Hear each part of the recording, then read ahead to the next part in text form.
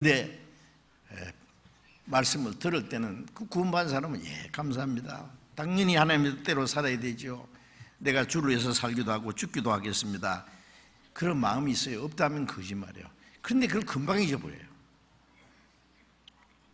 참 금방 잊어버리고 금방 아까 주님 뜻대로 살겠다는 생각이 싹 없어버리고 눈에 보이는 세상의 헛된 것에 또 미혹이 돼가지고요. 하나님의 말씀을 불순종하고 하나님이 기뻐하시는 뜻을 행하지 못하고 자기 육신의 생각대로 살고자 하는 육신의 세력이 얼마나 강한지 모릅니다.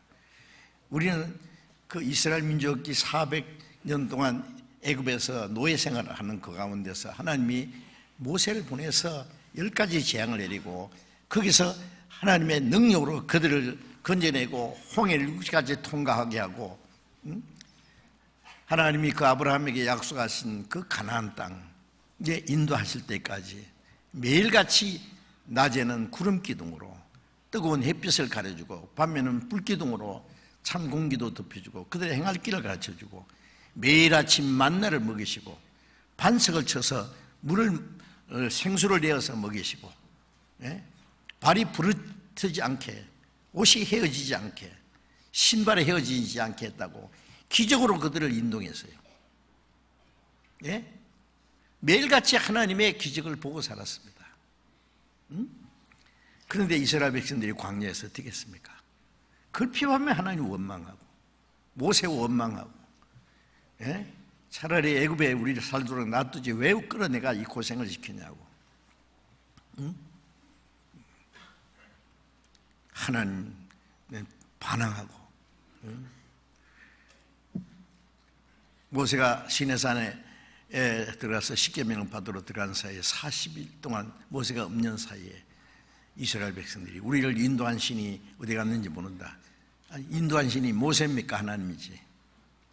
보이지 않는 것은 안 믿으려고 해요.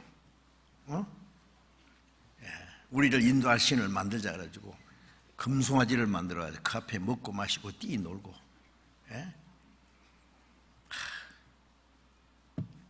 이스라엘 민족이 광야에서 하나님을 대적하는 게 몇 번입니까? 하나님이 참다가 하나님의 인내심도 한계가 있을 때가 있었어요. 모세에게 이 백성을 떠나라. 내가 싹 죽여버리고 그냥 너를 통해서 역사를 새로 시작하겠다. 하나님의 택한 이스라엘 민족의 역사가 이기냐 말이에요. 내가 이들에게 은혜를 베풀었는 결과가 이거냐고. 만일 모세가 하나님 참 잘하셨습니다. 싹 죽여버립니다. 막 다. 이제 제 자손을 번성케 해서 이제 새로 시작하는 게 좋겠습니다. 그랬습니까? 모세가 엎드려서 하는 말이에요. 하나님 그리 마옵소서. 만일 그렇게 하시면 열방들이 여호와라는 신이 그 백성을 애굽에서 인도해냈지만은 가나안 땅으로 인도할 능력이 없어서 다 광야에서 죽었다고 할 테니 그러면 하나님의 이름이 어떻게 됩니까? 하나님의 이름을 위해서 이 백성을 용서해 주십시오. 모세가 이스라엘 백성을 위해서 중보의 기도를 했고 하나님은 그 기도를 들으셨고 또 용서해 주시고 또 용서해 주시고 우리가 그 이스라엘 역사 광야 40년 역사를 보면은 무슨 생각이 듭니까? 세상에 그럴 수가 있을까? 애굽에서 하나님의 권능으로 그들을 인도한 그 모습을 보고 홍해를 통과할 때 막 그들이 막 하나님께 찬송하고 막 뛰고 절구하고 매일같이 하늘에서 만나를 내려서 먹이시고 그 하나님의 기적을 보면서도 애굽으로 돌아가자고 우리가 장관을 세워서 애굽으로 돌아가자고 그런 운동을 하고 모세를 죽이려고 대적하고 하나님 원망하고 어쩌면 그럴 수 있을까 그런 생각이 들지요. 내가 그때 거기 있었으면 나는 안 그랬을 거다. 그렇게 생각하시죠?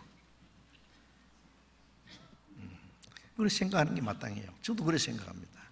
그런데요, 그 이스라엘 백성들의 그 하나님의 은혜를 다 잊어버리고,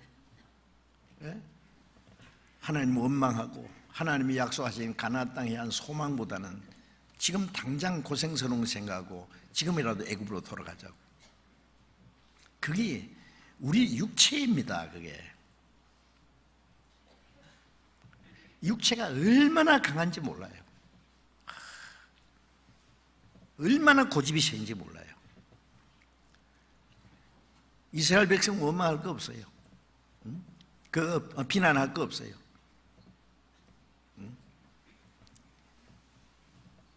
그래서 고린도전서 10장에 이스라엘 백성들이 하나님을 원망하다가 얼마나 죽었느냐, 우상 숭배하다가 간음하다가,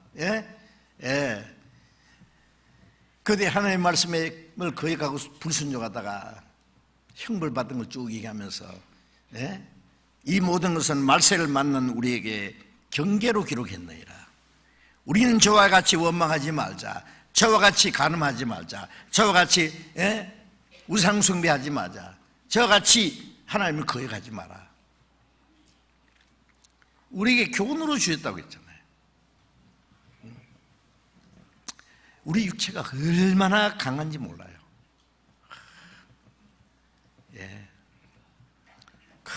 큰 은혜를 받고 영원히 지옥 불구덩이에서 세세토록 마귀와 함께 고통을 받을 그 운명에서 구원하기 위해서 하나님의 영광을 버리고 이 땅에 오셔서 인간이 받는 모든 고통을 다 받으시고 죄 없는 그분이 십자가에 죽으시고 인간이 받을 수 있는 최고의 수치와 고통을 받으시고 그 보배로운 피를 다 쏟아서 우리 죄를 영원히 사해주시고 아무 공로 없이 구원해 주신 은혜, 잠깐 후에 영원한 천국에 들어갈 소망을 주셨는데 이 땅에 잠시 사는 것 동안에 하나님의 말씀을 순종하고 하나님의 은혜를 보답하고 하나님의 영광을 위해서 멀잖아요. 영광에 들어갈 그 하나님의 영광 앞에 부끄럽지 않게 살 수 있는 기회를 주셨는데 은혜를 다 까먹고 감사할 마음도 없고 원망하고 불순종하고, 와, 우리 육체의 소리가 얼마나 강한지 생각해 보세요.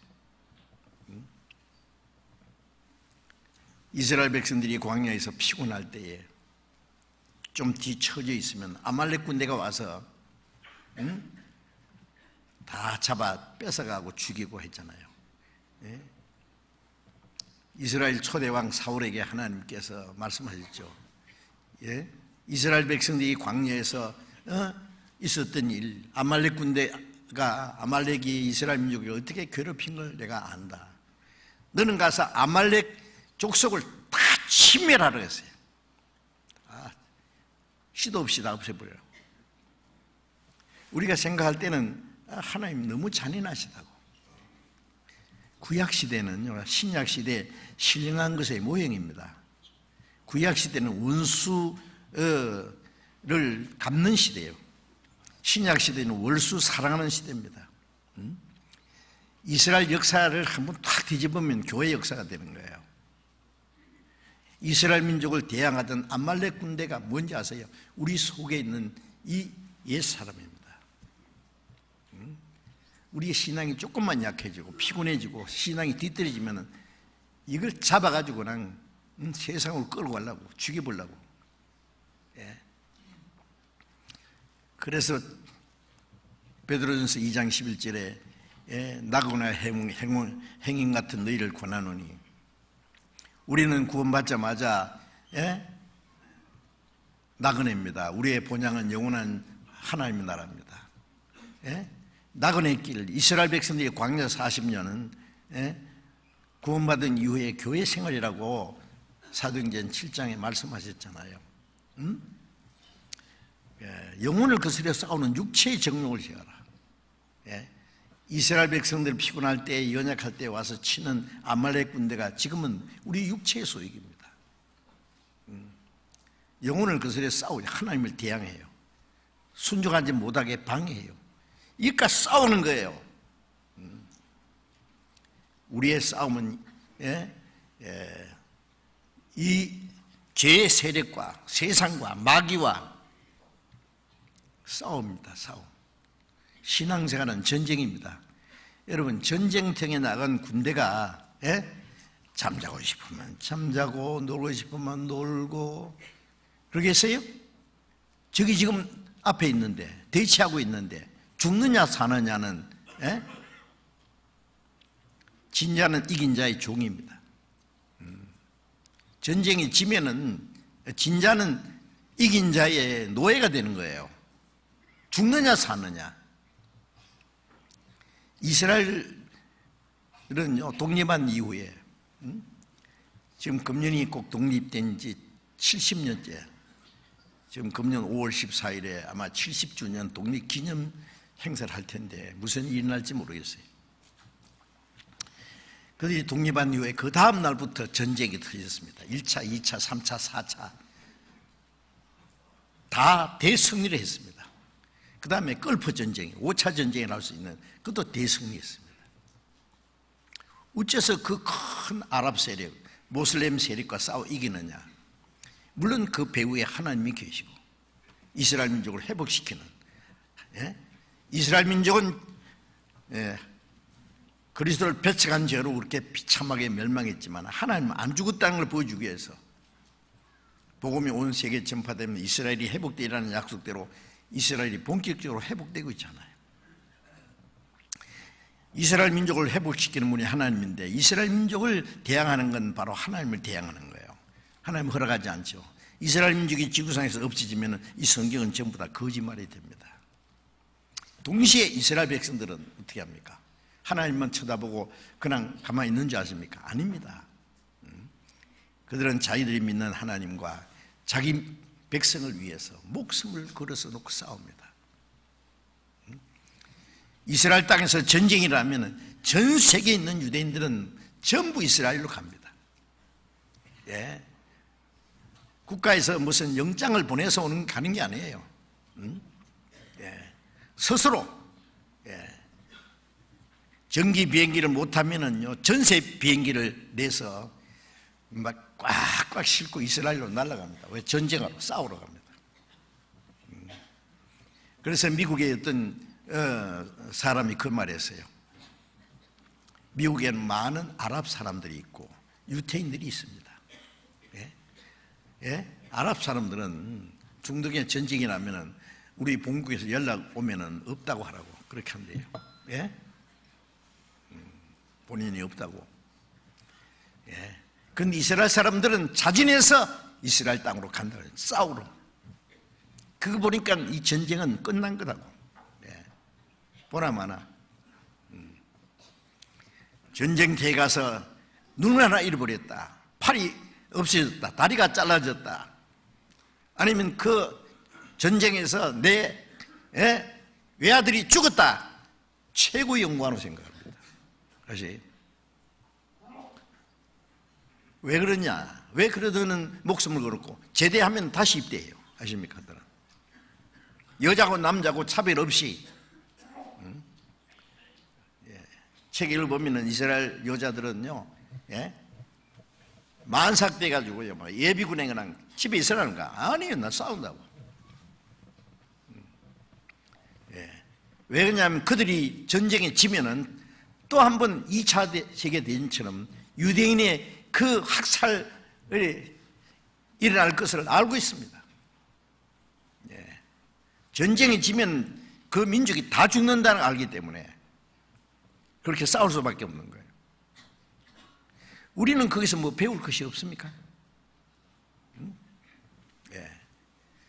이스라엘 민족은 하나님의 택한 백성이라는 자부심을 가지고 자기 동족을 위해서 그렇게 용감하게 싸우는데 우리는 하나님의 영광을 위해서, 복음을 위해서 하나님의 원수 마귀와 대적하고 내 육체의 세력과 대적하고 세상의 죄와 싸우는 거예요. 너희가 죄와 싸우되 피 흘리까지 하지 않았다고 책망했잖아요. 피 흘리까지 죽기까지 싸워야 돼요. 그런데 죄와 타협을 하고 적당하게. 우리가 그 군대입니까? 우리 신앙생활은 군대냐고요.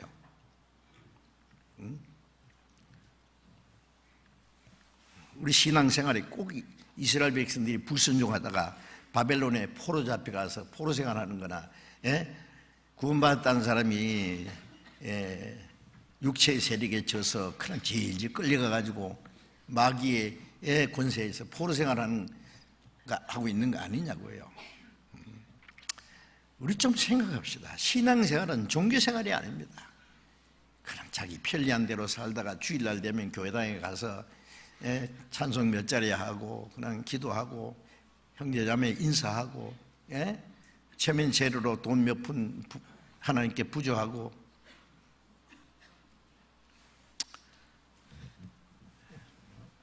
그것뿐이라면 하나님 보실 때 어떻게 하세요?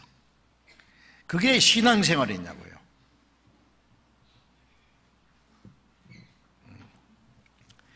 죄송합니다.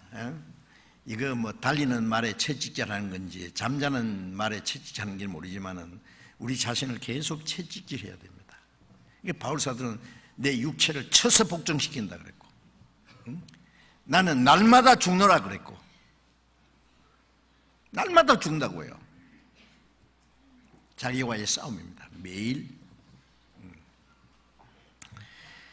우리가 그렇게 시간이 많지 않습니다. 우리가 주님을 섬기고 주님을 위해서 살 수 있는, 순종할 수 있는, 복음을 전할 수 있는 시간도 그리 많이 남지 않았습니다. 아직 낮임에 나를 보내신 이의 일을 우리가 하여야 하리라. 밤이 오리니 그때는 아무도 일할 수 없으리라. 일할 수 없는 밤이 속히 오리라. 우리에게 주어진 기회가 얼마나 귀중한지 아세요? 구원받았을 때는 비참한 죄인으로 구원을 받았는데 좀 있으면 영광에 들어갈 수 있는 사람이요, 영광에 들어가기에 합당한 사람으로 살기 위해서 우리에게 기회를 주신 거예요.